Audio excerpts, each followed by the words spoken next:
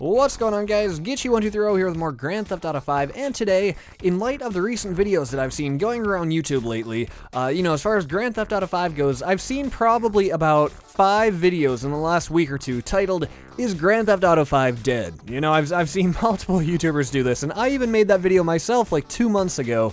So, that's definitely a thought that's on everybody's mind, and the fact that everybody is making videos about it kind of points to the fact that, yeah, Grand Theft Auto 5 might be dead, or at least dying. I don't want to call it dead on arrival, because, it's never going to be completely dead. There are still people online playing it right now as we speak who are loving it, but for the most part, it has gotten stale, as we've been saying for the last few months. So, pretty much like I said, seeing those videos in my subscription feed inspired me to make this video, because most of us can agree that Grand Theft Auto 5 currently is maybe not necessarily dead, but it is withering. I think we can all agree on that. So the question on my mind is, will next-gen GTA 5, that is Xbox One and PS4, and the PC release of GTA 5 revive us? Will it bring us back? Will it bring a breath of fresh air into the Grand Theft Auto 5 community? That's what we're talking about today.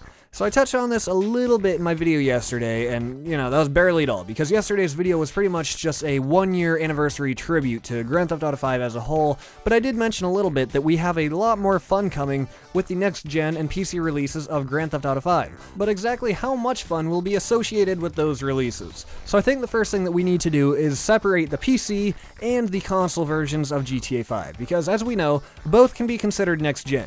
Both PC, PS4, and Xbox One are going to have improved graphics and, all those graphical texture improvements, but I think the big difference here is that PC will be getting PC mods, of course, and that alone has to separate it. You can't fairly group that with the console versions, because that does not do it justice. So why don't we first look at the next-gen console version of GTA 5. So we already know a few of the improvements that will be coming along with that. Rockstar posted an article to their newswire the other day, and we know that we'll be getting the Dukes, that classic, nice muscle car. We'll also be getting a new blimp, we'll be getting a plane that can land on water, neat little things like that. In addition to that, we'll also be getting new weapons, and new radio stations, and just a whole menagerie of different things. If you want all the details on that, just look at the video that I uploaded on it a few days ago. But we already know, like I said, that there are going to be a few new things coming to the console versions, and that alone is a nice start. It's cool that we've already got a few little things here and there that are going to be new. It's not like you're buying the identical same game that you bought last year.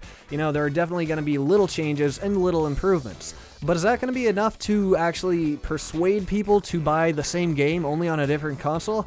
Well, I think that one thing that might kind of revive Grand Theft Auto 5 isn't necessarily the people who are rebuying it, but what about the people who never had the opportunity to buy it in the first place? Let's say there are some kids out there in the world who, for some reason, they don't have a PS3 or an Xbox 360 yet, and instead, for Christmas, all they got was their first console, and it was a next-gen console. It was an Xbox One, it was a PS4, maybe it was a gaming PC.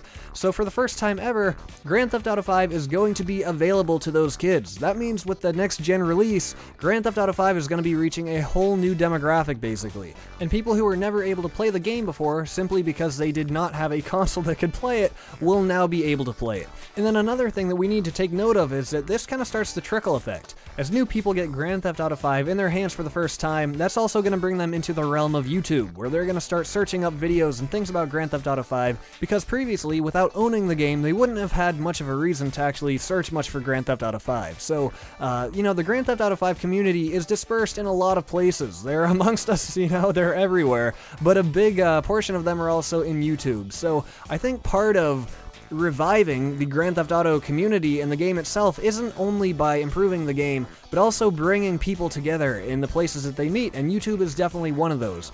And I think that if you can bring new people in, every little bit like that is going to help pretty much revive Grand Theft Auto 5 as a whole. So, as far as the console version goes, I do think that'll help revive the game. Like I said, it'll bring some new people in who never had the opportunity to play before, and for a few of us, we'll just be rebuying the game. But now, this is where I want to talk about the PC release of Grand Theft Auto 5, because this I still consider next-gen, even though computers are not next-gen, but the graphics will be next-gen quality and things like that. And actually, with texture mods and graphics mods, PC is what you're going to see the best graphics ever on. A little ways down the road when people start releasing those crazy realistic graphics mods, those will be awesome.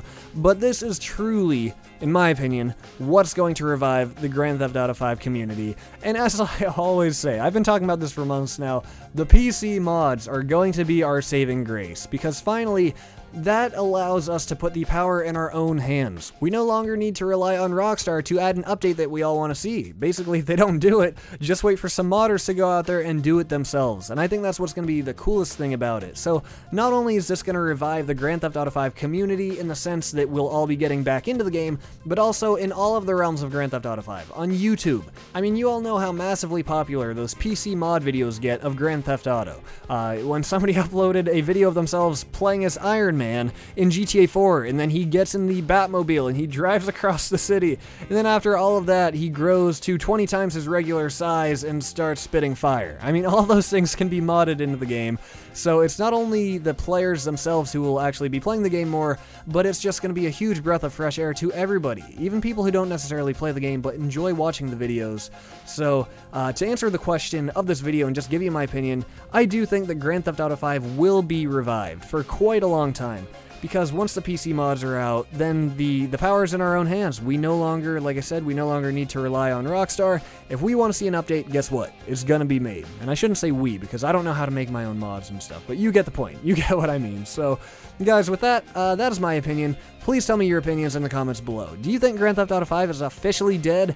I can't say it is. There's no way. There's still too much to come, too much awesome stuff, and I think we're still in for a lot more fun.